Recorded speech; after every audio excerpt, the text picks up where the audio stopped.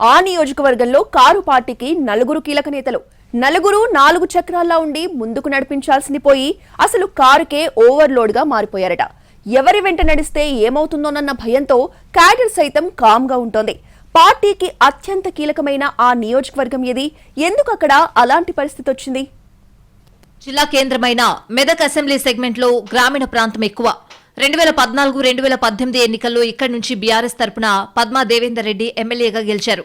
ఇక 2023 అసెంబ్లీ ఎన్నికలకు వచ్చేసరికి పద్మా దేవేందర్ రెడ్డితో పాటు మైనంపల్లి రోహిత్ రావు కూడా టికెట్ కోసం పోటీ పడ్డారు. అయినా అధిష్టానం మాత్రం పద్మ వైపే మొగ్గు చూపింది. దీంతో సీనియర్ లీడర్ మైనంపల్లి హనుమంతరావు తన కుమారుడు రోహిత్ రావుతో కలిసి కాంగ్రెస్ పార్టీలో చేరిపోయారు. ఆ పార్టీ తరపున మెదక్ టికెట్ దక్కింది రోహిత్ కు. ఆ తర్వాత నియోజకవర్గంలో రాజకీయ పరిణామాలు వేగంగా మారిపోయాయి. మైనంపల్లి కాంగ్రెస్ లో చేరిన వెంటనే ఆ పార్టీ జిల్లా అధ్యక్షుడు కంఠారెడ్డి తిరుపతి రెడ్డి రాజీనామా చేసి వెంటనే బీఆర్ఎస్ కండువా కప్పుకున్నారు. ఆ తర్వాత కాంగ్రెస్ పార్టీకి చెందిన మాజీ ఎమ్మెల్యే పటోళ్ల శశిధర్ రెడ్డి కూడా హరీష్ రావు సమక్షంలో బీఆర్ఎస్ పార్టీలో చేరారు.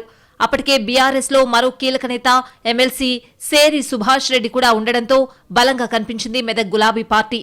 చివరికి ఆ బలమే బలహీనతగా మారిపోయింది. అసెంబ్లీ ఎన్నికల్లో గెలుపు నల్లేరుపై నడకే అనుకున్న చోట ఫలితం రివర్స్ అయింది.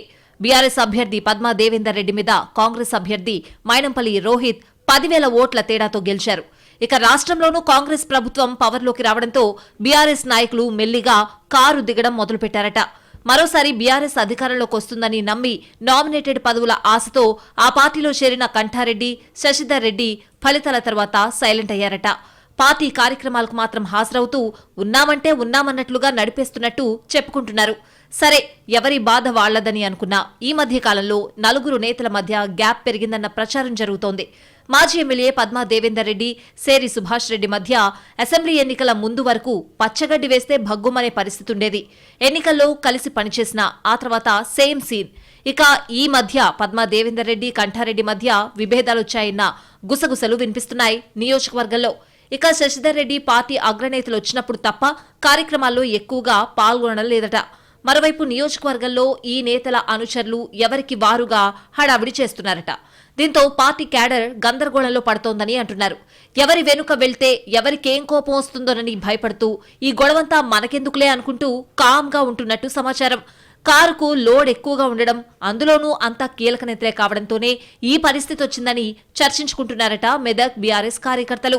ఈ సమస్యని పరిష్కరించకుంటే ఎవరికి వారు కుంపటి పెట్టే అవకాశం ఉందని, అంతిమంగా అది పార్టీని దెబ్బతీస్తుందని ఆందోళన పడుతున్నారట కార్యకర్తలు.